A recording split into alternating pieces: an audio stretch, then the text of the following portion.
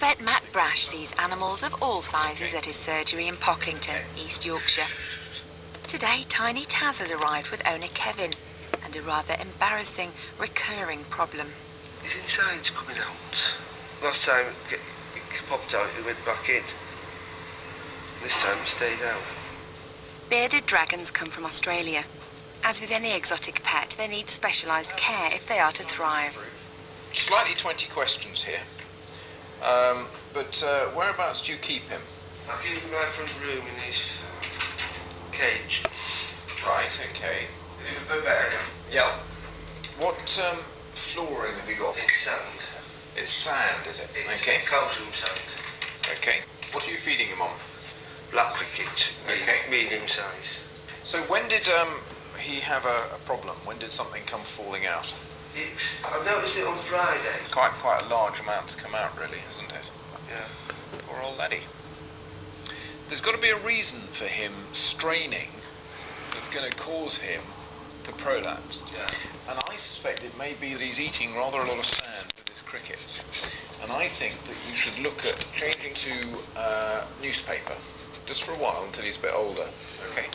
I think the first thing we need to do for him, poor little fellow, is to try and get this lot back in if we can. Yeah. All right. Yeah. Okie dokie.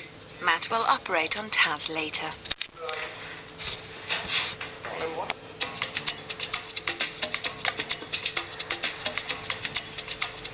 At Flamingo Land, the male white rhinos Basela and Kafaru are being prepared for a big move.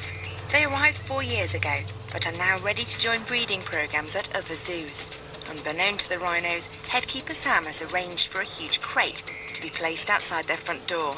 Obviously we need to be able to move them with as little stress and fuss as possible, so we're just starting to crate train them. We've put some of their old bedding in the bottom of the crate so it smells of them and nobody else. So we're just going to open the doors and see if we can get Kifaru to walk through and then Basela behind him. It doesn't always work like that the first time, but we'll give it a go. It's a nice morning and we have to start somewhere. Flamingo Land has pioneered taking in young animals and raising them for other zoos. Basela and Kafaru are the first.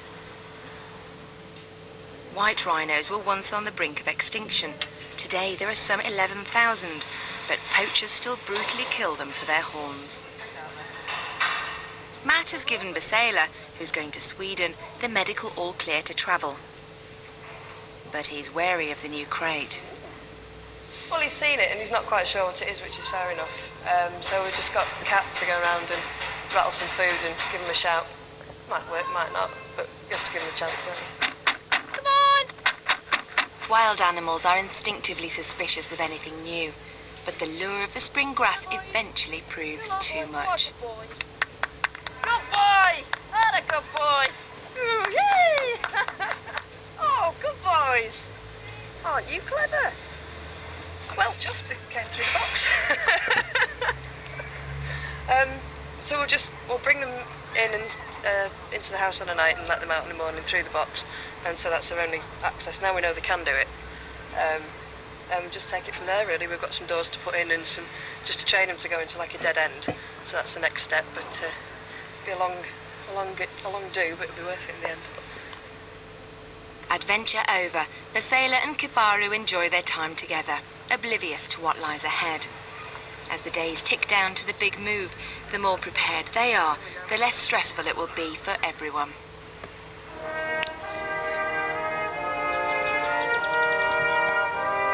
Richmond, North Yorkshire, home to a cobbled marketplace, Norman Castle, some breathtaking scenery, and Matt's newest patient, a scruffy-looking rabbit with no name. You bit first?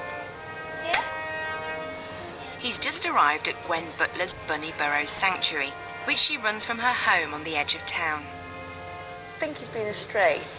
The people who had him, that brought him in, had him a little while, but they felt that really they couldn't look after him properly, so they brought him to Bunny Burrows. So, hasn't got a name, we haven't named him yet, because we really don't know. I always think you have to live with somebody before you know what you're going to call them. You see by his face, he's obviously got something wrong, facial, mouth, I don't know. He's eating, so it is a dental problem. It's not actually stressing him out as much as it's stressing me out, probably. But you can tell he's not right, he's not grooming himself. A fit, healthy rabbit will groom themselves, will keep themselves clean, you know, And he isn't, you can tell. He looks a bit, what would you say, bedraggled, maybe? Is that a nice kind word? Maybe bedraggled, I would say.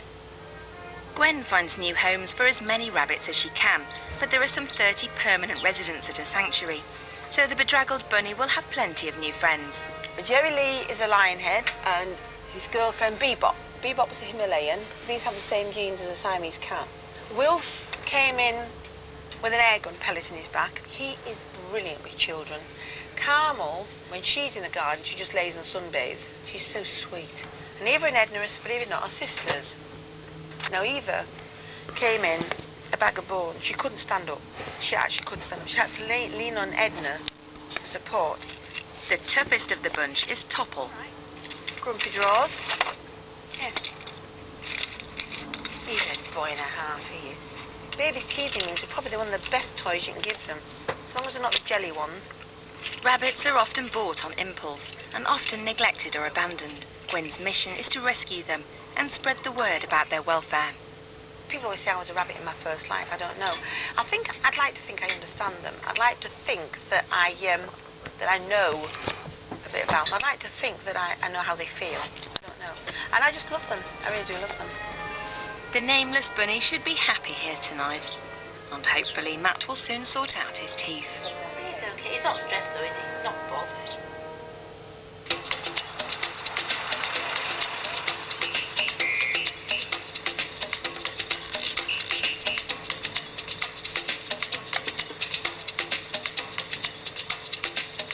At Flamingo Land, it's an early start down at the Rhino house. Something big is going on. It's Basella's big day. Today's the day he's going to Sweden. It's early in the morning, the zoo isn't open, but the zoo's been very busy getting ready. Cranes are in, a new enormous crate attached onto the crate that we've been training Basella to go into. Once everything is in place, then the big moment will come, and we've got to try and persuade Basella to walk in there. So, fingers crossed. It's very exciting. After 4 years at the zoo, Basella is one of its best-loved inhabitants. Headkeeper Sam has looked after him for much of that time. I'm feeling nervous and sad that it's the end of an era, but, you know, a new one's going to start. We're getting 2 more as well. So I think there's quite a few teary eyes this morning. Basella's been well prepared for this journey, but the next few minutes will be risky. If he panics, 3.5 tons of rhino will be difficult to control. Steve, do you want to hop in? So Matt and the team discuss every step of the operation with specialist animal transporter Roy Smith. Go in, and they'll hear the door go, and they might back up a bit. Plans in place, it's time to start the move. Basella's front door is opened. Tentatively, he steps into the familiar crate, which keepers have filled with straw from his bedding.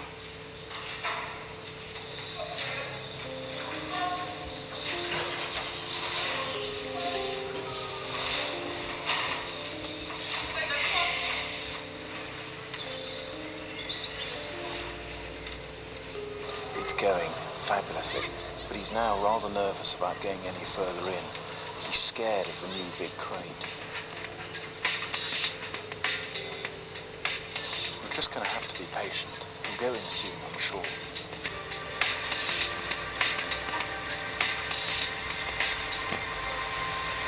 There we go, he's in. That's brilliant. He's gone in really well. Basella lives up to his reputation as a laid-back kind of rhino and takes it all in his stride. He seems to quickly accept his new mobile home, much to everyone's relief. Could have gone better, really, couldn't it? I'd be happy when he's there. Never please a kid for this. That was an easy one today. No, their facilities are good to work with. It's a good entrance. They've done some homework, a little bit of crate training before, and it's a very calm animal. It's yeah, it was excellent. Couldn't have gone better. Interesting, he just sits down. They lay down. The 4-year-old ones, they go Bang, bang, bang, bang, do they? They don't. Yeah. They're the ones that go through walls and everything. No, he's always been very chilled. Sad to see him go, really. With just 11,000 white rhinos left in the world, it's hoped Basella will help to swell their population in the years to come. Yeah, there's been a few of us around the back just having a good weep and saying, make sure that Kifaru's alright. And he seems quite calm. He's sort of, his head's up and he's looking, but we'll wait till it's all calmed down and then let him out. See how he is. Kifaru won't be alone for long. In a few days' time, he'll move to another zoo in the UK. That's gone so well. 8 minutes it took to load, which is just brilliant, because I think we were all kind of set for either half an hour or 5 hours. Anyway, he's in, he's sat down, he's happy, and this is part of the worldwide what's called EEP breeding program. And so, you know, you might think, well, why are we getting rid of a really good rhino? It's because he's now mature, he's male, his time has come to go and be a dad somewhere. Matt and Basela have had many a double act on camera, but as he settles down for his long journey to Gothenburg, Basela at last gets the limelight all to himself. Coming up, a heart-stopping moment in Matt's operating theatre. You expired on me, kiddo. You have, I'll be very cross.